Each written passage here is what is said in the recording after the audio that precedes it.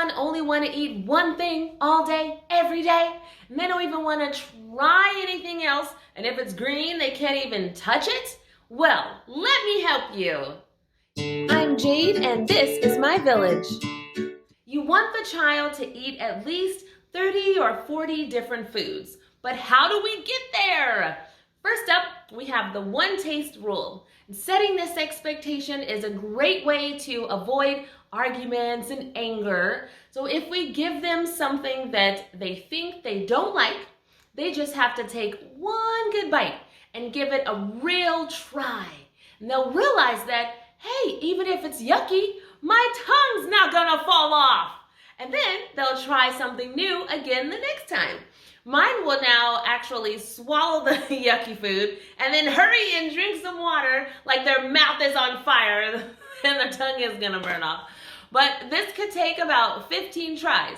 Every time though that they try that yucky food, they get one step closer to actually liking it. So don't give up or give in. Be patient, be persistent. I also like to reference relevant books that we've read.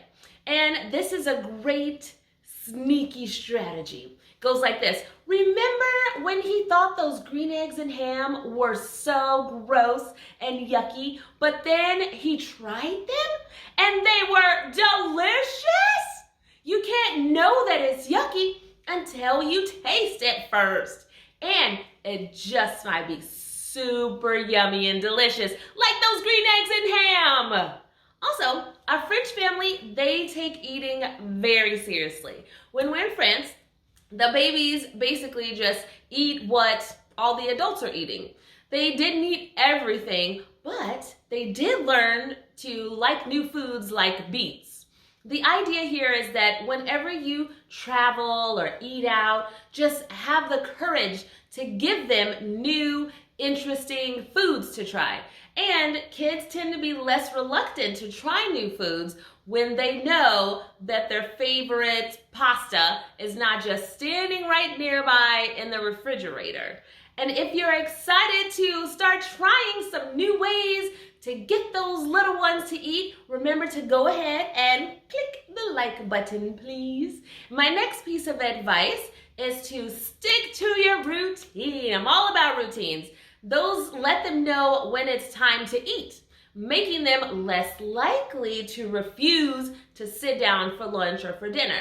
And keep in mind, it's hard for overtired children to eat, let alone try new foods too. So make sure to feed them before they're past their "I've been awake too long" limit. We all know what that is. Because mealtime should be a happy, positive event. So avoid battles, otherwise they will do what they can to avoid mealtime. This one too may seem strange, but playing with sensory bins actually helps them to discover and accept new textures that are strange to them. And often these little ones are just afraid of new, mushy, crunchy, slimy textures because they're just unfamiliar to them. And making them aware that textures come in all different types can be helpful for the picky eaters. When you do give them a new food for the first time, make sure it is delicious. Otherwise, every time you try to serve them some type of fish, they will remember that first time that they tried it and how gross it was. So you can use a blender also to hide veggies in sauces. If you want me to make a video about how to hide veggies, just let me know in the comments. But when you do hide things in food, just make sure to tell them after they eat it all up actually, so that they can know how yummy the cauliflower or whatever really is. And speaking of veggies, let them pick out their own fruits and pick out their own vegetables. They really like the farmer's market, just something about it. So if you have one of those nearby or something like it, you can grow your own garden together if you don't. Our French family too has a great garden, and the boys will try the food that they pick there. They even try radishes because it's cool. which the oldest pretended to like, but the radishes were clearly too spicy for him, so that was funny. And the kids are definitely more likely to eat food that they've grown in a garden, just because, like I said, that cool factor, or food that they've chosen from the market. And the same goes for cooking. So the more you involve them in that whole process, the less picky they become. It's like science. The food becomes more familiar, becomes less foreign, less scary to them, and even a 1-year-old really can put on an apron and pour and stir, and then they feel like they've cooked their own meal. It's so easy. And most kids, they want to be healthy once they know the reasons why they should be healthy. So watch my video about teaching nutrition and healthy habits to children for help on that. While you're waiting out the storm, make sure that they're getting a protein and a vegetable or a whole grain at least. And replace those foods that have white flour with the whole grain variety instead. Fruit for dessert is always nice too. Of course, give them at least one food that you know they'll eat, so that way they're not starving at the end of the meal. And make the food look nice too. Could be as simple as making the rice into balls.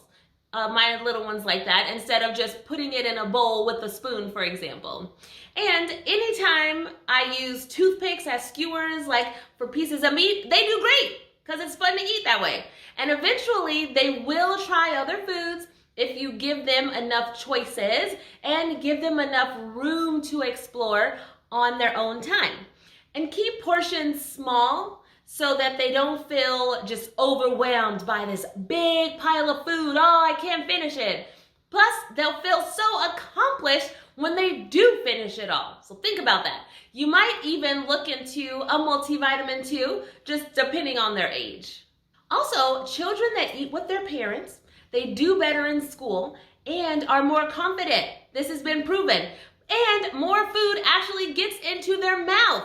My kids, they tend to eat more when they sit with other kids, like at daycare or with cousins, because they see the other kids eating and they want to do it too.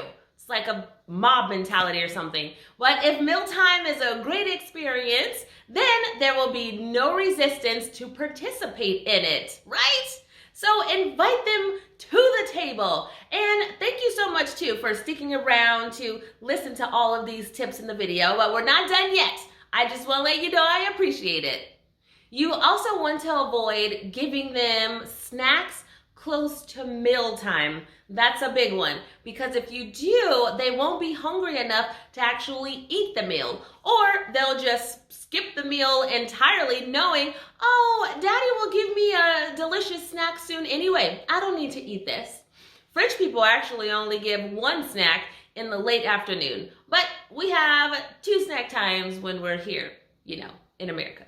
Finally, and this is the most important one, arguably, don't ask them what they want to eat. Just give them what they need to eat. So if you asked tiny me what I wanted to eat, guess what I would have said? I would have told you, cookies and ketchup, please. That sounds delicious. And if you had said yes, I would have been a very sick child. Right? So don't ask them what they want for dinner unless you're giving them a choice of 2 things that you've picked out beforehand and, you know, are good choices. Like, do you want pasta or do you want rice? Not, what would you like to eat for lunch?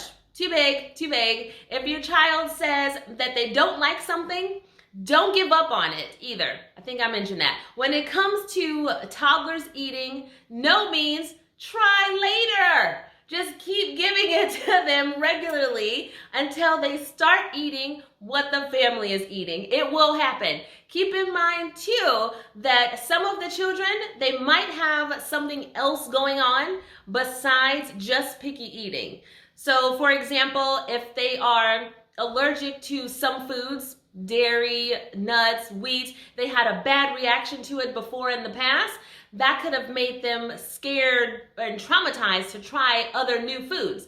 They could also have a swallowing or breathing problem and even a sensory disorder. So if you've tried all these type of tips before, think about that. My youngest one has allergies and trying to figure out what not to give him. That was a whole big journey. But whatever their age, don't force them into eating, please, because they need to feel in control of their own body. This is important.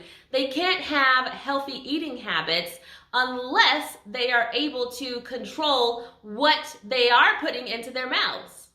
Remember that they don't have to like every food. They just need to be willing to try the foods and understand that our bodies need the right fuel for energy. So avoid those power struggles. Definitely stay away from bribery because that will come back to bite you in the butt. And forcing kids to eat doesn't get them to eat. I just want to drive that point home. It only creates anxiety and makes them not want to eat at all, especially if they're underweight children. So give my strategies that I mentioned a try instead. Now share this video with everyone that's a part of a child's life.